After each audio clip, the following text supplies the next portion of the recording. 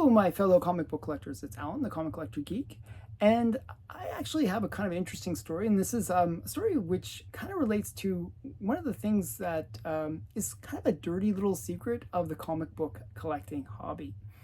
And I did a video a ways back where I was talking about why investing in comics is a good thing. But this is kind of the dirty little secret where people have expectations that might not be realistic with collecting. And I'll give you an example of that.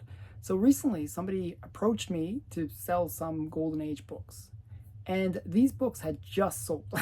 So they basically reached out to me and said, and they wanted double what they had just sold for.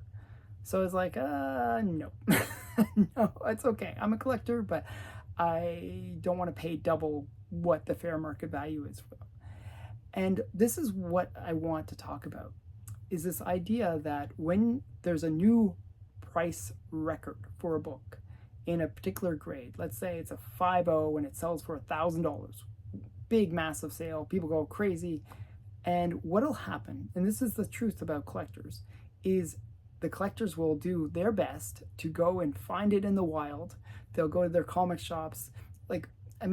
This applies to Golden Age, this applies to modern, it applies to everything. All of a sudden, people will root for it, root through all the long boxes and whatever to find a copy for much, much less than what it sold for in that record. So that price, whatever new record is set for a book, that becomes the ceiling for books. And this is something that you have to be aware of, that there's these ceilings.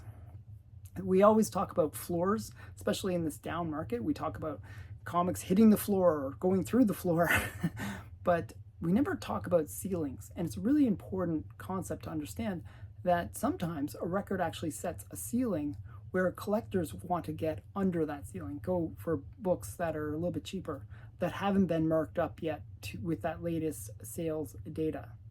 So that's a very common practice for collectors to do. Now, if you're the person who bought it at a record price, you might have to sit on that book for a while. And that's the dirty little secret, that you think, oh, I just bought it for $1,000, big sale, but you might not be able to sell it even for $800, or depending on how much that ceiling is away from the previous ceiling for that book, it will actually increase the length of time that you will be stuck with that book. And this is a mistake I've seen many times in the hobby, where people they buy a book, they pay the biggest price ever for it, and basically what ends up happening is they get stuck with a book that is very expensive and hard to flip, because collectors, just our nature is that we'll look for a cheaper book, the same book but cheaper, especially with modern books. Like you'll see these Comic Tom hottest books of the week, or some book kind of goes up in value and you see these record sales for it. Collectors will start digging through long boxes. They'll start going everywhere they can to find copies for less. And this is a good thing for the hobby, because what ends up happening is those people, they can buy it for like $500. They will try to sell it for that $1,000 price. They'll try to confirm that record price or the ceiling price. And that's what actually helps those people who buy it at that high price, because if enough sales happen at that high price, at that record price, it will kind of instill that is the new value or the new ceiling for the book. Still, going up to the new ceiling beyond that ceiling is actually really hard.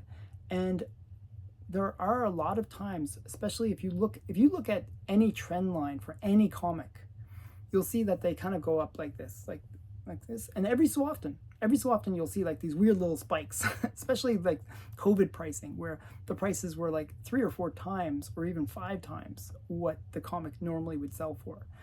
You see these massive spikes, and then the next sale will be much more in line with that trend line.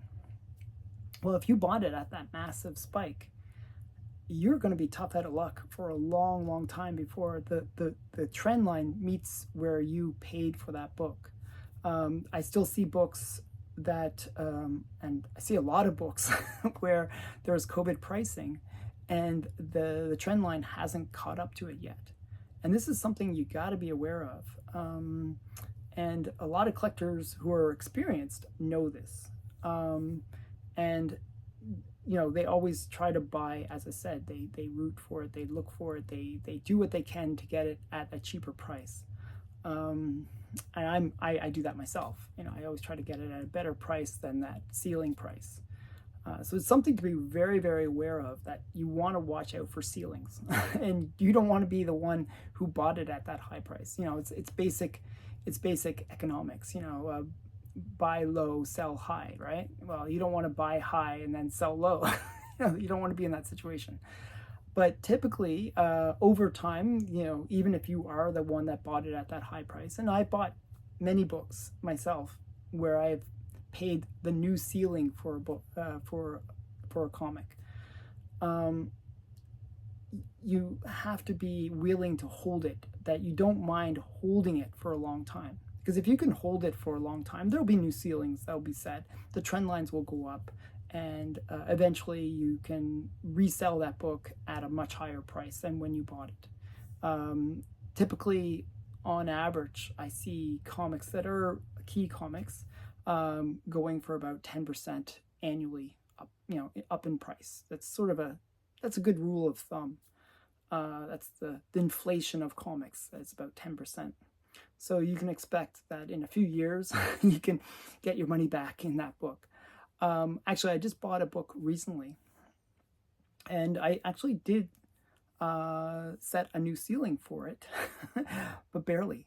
The guy had bought the book 2 years ago, and he paid, I think, $203 for the book and for the grade that I bought, and I paid $205. So the book went up $2 in that time period. That happens. He took my offer, and that's what it was.